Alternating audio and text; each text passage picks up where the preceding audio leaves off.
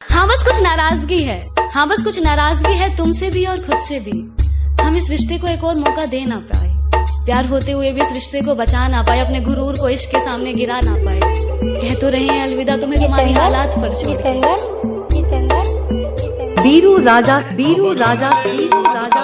नमरो ना देलू हो, जहिया से शादी कइलू, हालू ना पूछेलू हो। खबरो ना लेलू अब ता, नमरो ना देलू हो, जहिया से शादी कइलू, हालू ना पूछेलू हो। हंसही सकइबू काहे जा, चन चन कहत रही, हंस चहु में चान भइलू, मले पयड़ीबू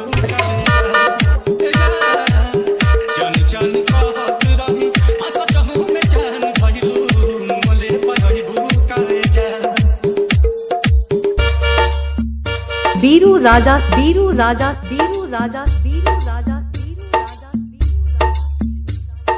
जितेंद्र, बीरू राजा, बीरू राजा, बीरू राजा, बीरू राजा। वीरू बाबू, वीरू बाबू, वीरू बाबू।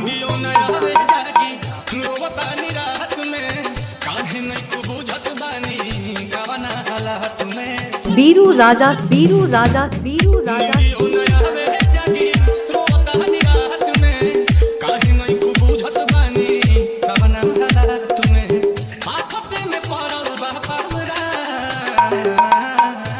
चन कहत रही, हंस चहु में चान भइलू, मले पयड़ीबू काहे जा।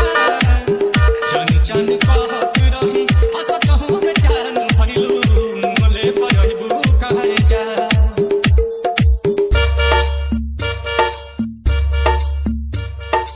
बीरू राजा, बीरू राजा, बीरू राजा, बीरू राजा, बीरू राजा। जितेंद्र, जितेंद्र, बीरू राजा, बीरू राजा, बीरू राजा, बीरू राजा। कि सोनू सुधा करके तू धाके गइल बा हो, रोहि नील कमल जतने लागी तोहके आ हो।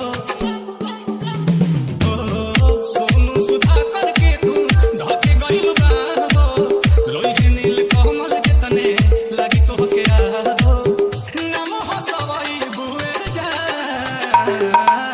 चन चन कहत रही, हंस चहु में चान भइलू, मले पयड़ीबू काहे जा।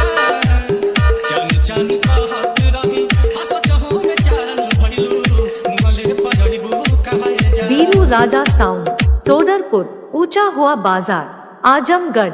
Mobile number 73 48 19 39 56।